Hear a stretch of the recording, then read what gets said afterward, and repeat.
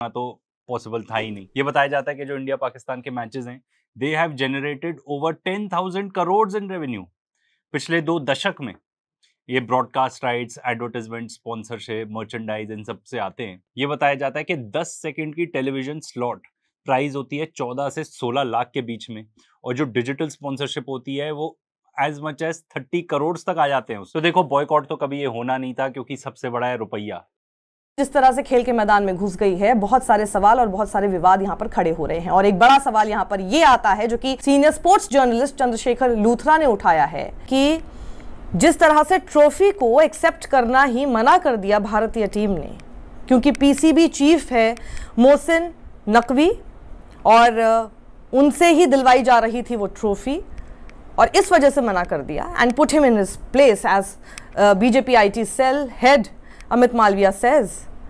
तो चंद्रशेखर लूथरा एक बड़ा सवाल उठाते हैं कि क्या पीसीबी चीफ मोहसिन नकवी पाकिस्तान ये फोर्स नहीं करेगा आईसीसी को कि एक्शन लिया जाए भारतीय टीम के खिलाफ, क्योंकि अपनी इम्पार्शियलिटी दिखाने के लिए, अपनी निष्पक्षता कर लूं, या तो ये सरकार कह दे कि आतंकवादी हमले होते रहेंगे और हम पाकिस्तान के साथ खेलते रहेंगे। क्रिकेट और आतंकवाद, इन दोनों का मिलन नहीं हो सकता, इन्हें अलग अलग रखा जाए। मगर यह वो सरकार है जिसने कहा था कि खून और पानी एक साथ नहीं बह सकता। यह प्रधानमंत्री की शब्दावली है ना, प्रधानमंत्री ने कहा था। नंबर 1, तो जब खून और पानी एक साथ नहीं बह सकता और आपने पाकिस्तान में जाने वाला पानी रोक दिया था, तो खून और क्रिकेट एक साथ कैसे हो सकता? होना था हमारे यहाँ पे, क्योंकि देखो, क्रिकेट एक इंडस्ट्री है मोर देन एनीथिंग एल्स, ठीक है, इसीलिए इसको बॉयकॉट होना तो पॉसिबल था ही नहीं। ये बताया जाता है कि जो इंडिया पाकिस्तान के मैचेस हैं, they have generated over 10,000 crore in revenue पिछले 2 दशक में।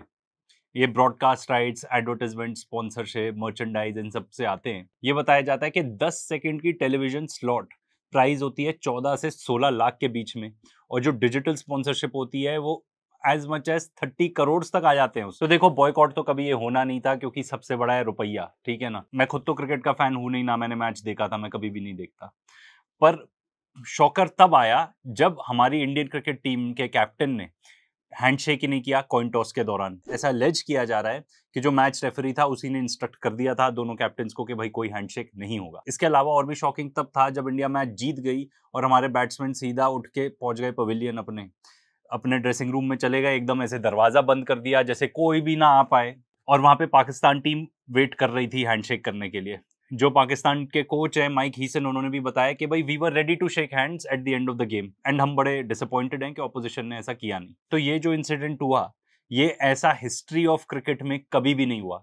शायद हिस्ट्री ऑफ स्पोर्ट में भी ऐसा हो सकता है कि कभी भी ना हो। ऐसा डेफिनेटली हो जाता है कभी, एक आध इंडिविजुअल, कुछ ऐसे इंडिविजुअल्स है, एक आध उनकी कोई स्पैट हो गई ड्यूरिंग द गेम, तो उनको लगता है नहीं भाई, उनको गुस्सा है तो वो आपस में हैंडशेक नहीं करेंगे। पर पूरी की पूरी टीम बॉयकॉट कर दे हैंडशेक करना ऑपोजिशन टीम से, ये आई डोंट बिलीव कभी भी हुआ है। जब हमारे इंडियन क्रिकेट टीम के कैप्टन से पूछा गया, सूर्य कुमार यादव से, कि क्यों नहीं किया आपने हैंडशेक, तो उनका रीजन भी सुन लो। I think we had perfect our government and BCCI, we were aligned together, and rest we came here, we took a call, and I feel we came here just to play the game. I think we gave the proper reply. Proper reply की तो ऐसे बात हो रही है भाई, ये कोई वॉर नहीं है कि आपको बिफिटिंग रिप्लाई देना है। ये एक स्पोर्ट है, इसको स्पोर्ट की तरह ट्रीट करो आप please. I feel few things in life are ahead of sportsman spirit also. देखो, अगर स्पोर्ट्समैनशिप की बात है तो फिर आपको मैच ही नहीं खेलना चाहिए था, पूरा मैच ही बॉयकॉट करना था, ठीक है। और इसके बाद सरप्राइजिंग बात तो ये है कि आप जाके हाथ मिला रहे हैं मोहसिन नकवी से, जो कि हेड है पाकिस्तान के क्रिकेट बोर्ड के, एशिया क्रिकेट काउंसिल के भी हेड हैं, इंटीरियर मिनिस्टर हैं पाकिस्तान के, and it is believed he is the closest man to the Pakistani military. तो आप इस आदमी के साथ कैसे हैंडशेक कर रहे हो? एंड भाई, यहाँ पे मॉरल हाई ग्राउंड कहाँ गया आपका? पाकिस्तान का जो क्रिकेट कैप्टन है सलमान आगा, आप उनके साथ हैंडशेक नहीं कर सकते? मतलब ये कहाँ का लॉजिक है? इसके बाद ये हुआ कि पाकिस्तान ने भी पोस्ट मैच प्रेजेंटेशन जो थी वो स्किप कर दी in protest of the behaviour of the Indian cricket team. भाई, अब हमारा देश कहाँ पे स्टैंड करता है इस सब इंसिडेंट में, उसके बारे में तो बाद में बात करेंगे। पहले बात क्रिकेट और स्पोर्ट्स की कर लेते हैं। भाई, पाकिस्तान क्रिकेट बोर्ड ने भी जाके कंप्लेन किया है, पर आप जानते हैं कि आईसीसी का चेयरमैन कौन है, तो इसके बारे में तो कुछ होने वाला है नहीं, इस पर्टिकुलर कंप्लेंट के बारे में। एंड एज इफ हम लोगों को ऑलरेडी नहीं पता था कि भाई क्रिकेट स्पोर्ट तो शायद कितना ही होगा, ये ज्यादातर तो बिजनेस है एंड टूल है पॉलिटिक्स के लिए। एंड इस पर्टिकुलर इंसिडेंट ने कि हमने जाके उनके साथ हैंडशेक ही नहीं की, इससे तो ये प्रूव हो जाता है बियॉन्ड एनी डाउट कि क्रिकेट सिर्फ पैसा है, ठीक है, स्पोर्ट्स की तरह हम इसको शायद ट्रीट भी नहीं करते हैं। अच्छा, इसके अलावा इंडियन प्लेयर्स ने और जो हमारे कैप्टन है उन्होंने भी कुछ पर्टिकुलर स्टेटमेंट दी है, वो भी देखने लायक है। वो कह रहे हैं कि भाई we stand by the families of victims of Pahalgam terror attack, we express a solidarity, and वो कह रहे हैं कि जो विन है हम उसको डेडिकेट करते हैं to all our armed forces जिन्होंने बहुत ही ब्रेवरी दिखाई। तो भाई ये तो इन माय ओपिनियन सरासर उल्लंघन है आईसीसी के रूल्स का, क्योंकि आप कोई भी इस टाइप की पॉलिटिकली मोटिवेटेड स्टेटमेंट दे नहीं सकते, एंड ये 100% पॉलिटिकली मोटिवेटेड है। आप एक मैच के दौरान आप इस टाइप की बात कर रहे हो कि भाई हम हमारे आर्म्ड फोर्सेस को हम डेडिकेट करते हैं, बिल्कुल भी नहीं सूट किया ये, बिल्कुल भी नहीं। बहुत सारी स्टेटमेंट्स अभी नहीं आ रही हैं, ओवर टाइम आएंगी, बट ग्लोबली जितने भी क्रिकेटर्स होंगे या स्पोर्ट्समैन हु बिकम अवेयर कि ऐसा कुछ हुआ, वो क्या सोचते होंगे हमारे बारे में। भाई स्पोर्ट्स का मतलब ही है कि आपके जो इस टाइप के बैटल्स है आप उसको सेट असाइड करो, एंड स्पोर्ट्स की हिस्ट्री ही यही है, इसीलिए तो लोग स्पोर्ट्स में ज्यादा इंटरेस्टेड भी रहते हैं। एंड इससे कई छोटे टाइप के एक्शंस में आईसीसी ने एक्शंस लिया है। फॉर एग्जांपल आप ऑस्ट्रेलियन क्रिकेटर उस्मान ख्वाजा का केस देख लो, ठीक है, उन्होंने शूज पहने थे जिसमें इस टाइप के पर्टिकुलर मैसेजेस थे, all lives are equal, freedom is a human right, and ये सब लिखा गया था पैलेस्टीनियन फ्लैग के कलर्स के साथ। इस तक में आईसीसी ने ऑब्जेक्शन किया था कि आप ये तक भी नहीं कर सकते। वो तो आर्ग्यू कर रहा है अपने आप से कि भाई ये तो पॉलिटिकल स्टेटमेंट है ही नहीं, एंड कहाँ आपने एक पर्टिकुलर साइड ली इस पर्टिकुलर इस टाइप का मैसेज दिखा के। पर आईसीसी को उसके साथ प्रॉब्लम थी, पर इसके साथ आईसीसी को प्रॉब्लम होगी बिल्कुल भी नहीं, क्योंकि आप और हम जानते हैं कि आईसीसी कौन चलाता है।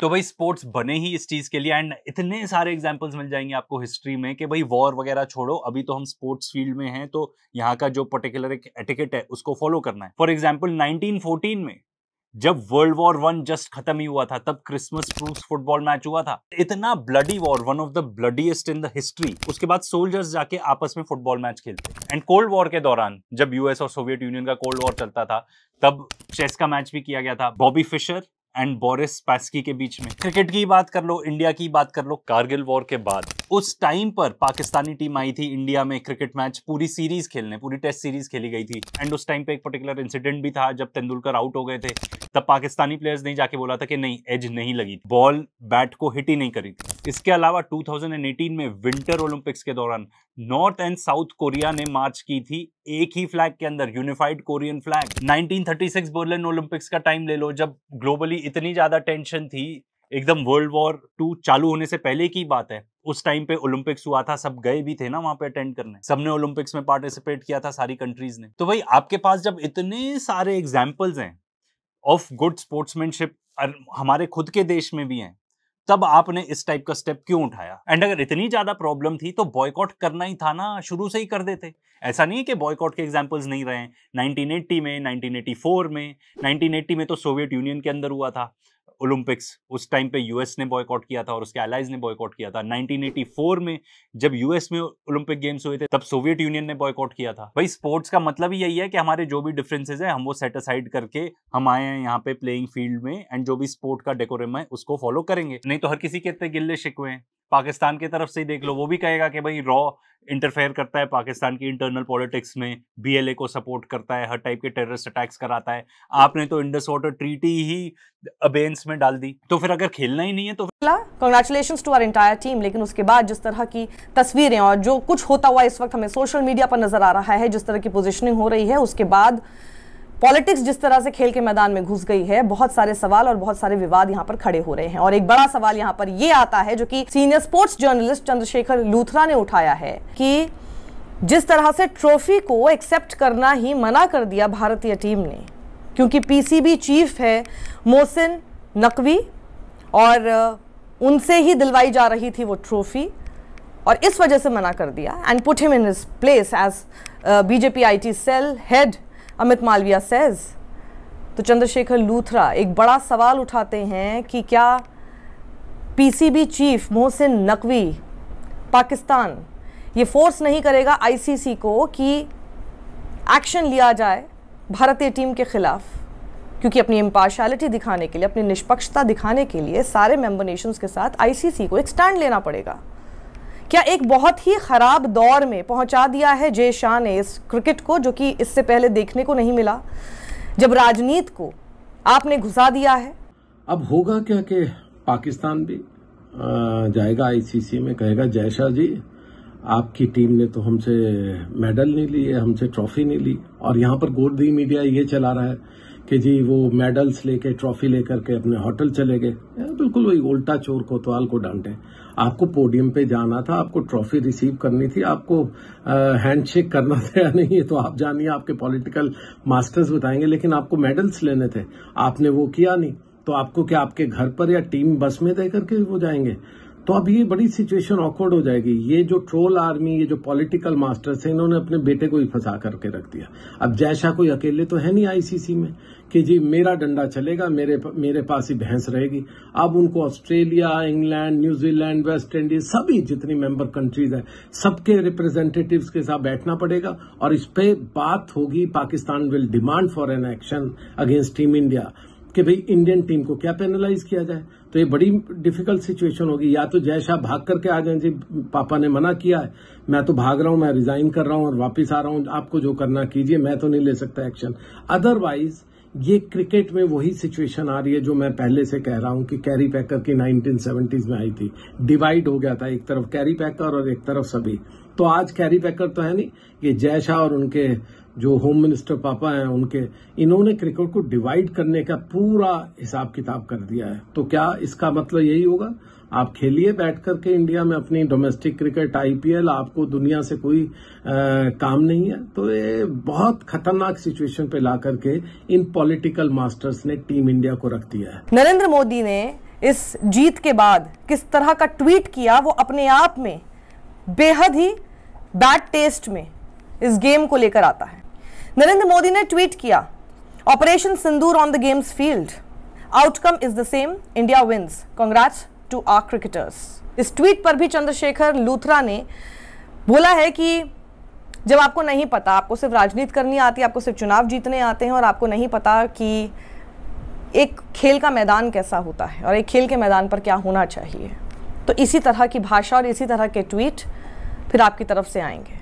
ये कंट्रोवर्सी की क्या जरूरत थी, इस तरह के ट्वीट्स की क्या जरूरत थी? I am not a political reporter, लेकिन कई बार ये लगता है कि क्या हो रहा है मेरे देश के साथ, ये मेरे क्रिकेट टीम के साथ, मेरे स्पोर्ट्समैन के साथ क्या हो रहा है। और वहीं पर उस हिपोक्रेसी की भी बात हो रही है, क्योंकि आपके सामने ये दिखाया जा रहा है, अमित मालवीय ने क्या ट्वीट किया, आपको एक एक्सप्लेनेशन देते हुए और हेल करते हुए टीम इंडिया के इस डिसीजन को कि इंडिया ने इसलिए रिफ्यूज किया एशिया कप और मेडल्स को लेना क्योंकि Asian cricket council chairman Mohsin Naqvi, जो कि पाकिस्तान क्रिकेट बोर्ड के भी हेड हैं और इंटीरियर मिनिस्टर हैं पाकिस्तान का, उन्होंने इंसिस्ट किया कि वो ही ये ट्रॉफी देंगे। और हमने पाकिस्तान को सिर्फ फील्ड पर ही मात नहीं दी, बल्कि नकवी को अपनी जगह दिखा दी, जो कि एक चीफ प्रोपेगेंडिस्ट है for terror state that Pakistan is, this is new India. अच्छा, तो फिर लोग याद दिला रहे हैं कि 15 दिन पहले फिर ये कौन है और ये कौन इनसे हाथ मिला रहे हैं।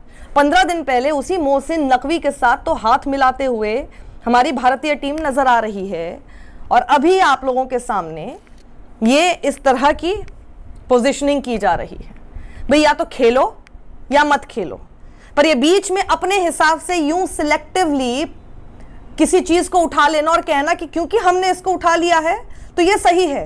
ये कैसी विडंबना है सच में कहें तो सूर्य कुमार के साथ। अगर आप प्री टूर्नामेंट अगर प्रेस कॉन्फ्रेंस देखे, वो गए मोहसिन नकवी के साथ हाथ मिलाया, पाकिस्तान कप्तान के साथ हाथ मिलाया, अच्छे से प्रेस कॉन्फ्रेंस हुई। अब उसके बाद, क्योंकि ऑब्वियसली मैं तो बार बार कहता हूँ ये इलेक्शन का ही प्रेशर होता है इस पार्टी के लिए, उसके बाद से ऊपर से डिक्टेट आ गया कि हाथ नहीं मिलाना, ये नहीं करना, पॉलिटिकल स्टेटमेंट दीजिए, और वो फंस गए। वो बेचारे, उनको समझ ही नहीं आई, क्योंकि नए कप्तान है, कोई बहुत बड़े प्लेयर भी नहीं है, he is not a Sachin Tendulkar और MS धोनी, एक फॉर्मेट खेल रहे T20, बाकी सबका तो पार्ट भी नहीं है वो। तो ऐसे में उनको कहते हैं कि अपने पॉलिटिकल मास्टर्स को अगर टीम में रहना है, जहां पर गौतम गंभीर जैसे फॉर्मर MP भी हैं बीजेपी के, उन्होंने जरूर कहते हैं वो डंडा दिखाया होगा कि चलो ये सब कीजिए, तो उन्होंने कर दिया। But overall in a very bad taste I would say. और दूसरा मेरा ये भी मानना है कि ट्रॉफी नहीं लेंगे हम मोहसिन नकवी से, मतलब कि अब टीम मान लीजिए कल को ऑस्ट्रेलिया इंडिया में आता है, वर्ल्ड चैंपियन बनता है, कुछ भी बनता है, तो वो डिसाइड करेंगे। हम प्रधानमंत्री मोदी से ट्रॉफी नहीं लेंगे, हम तो अपना कोई मिनिस्टर बुलाएंगे ऑस्ट्रेलिया से और उससे ट्रॉफी लेंगे। ये किस तरह का आप क्या है बना रहे हो आप? एक नई चीज स्थापित कर रहे हो कि आप टीम डिसाइड करेगी हम इससे ट्रॉफी लेंगे या इससे नहीं। या कल को जैसा आपके आईसीसी चीफ हैं, मान लीजिए पाकिस्तान चैंपियन बनती है, वो डिसाइड करेगी, पाकिस्तान की टीम को इतनी हिम्मत होगी कि हम जैसा से नहीं लेंगे, हम तो अपने मोहसिन नकवी से लेंगे। ये किस तरह का दौर बना रहे हो आप? ये आपको समझना पड़ेगा और लोगों को भी समझना पड़ेगा कि आपका मूर्ख बनाया जा रहा है।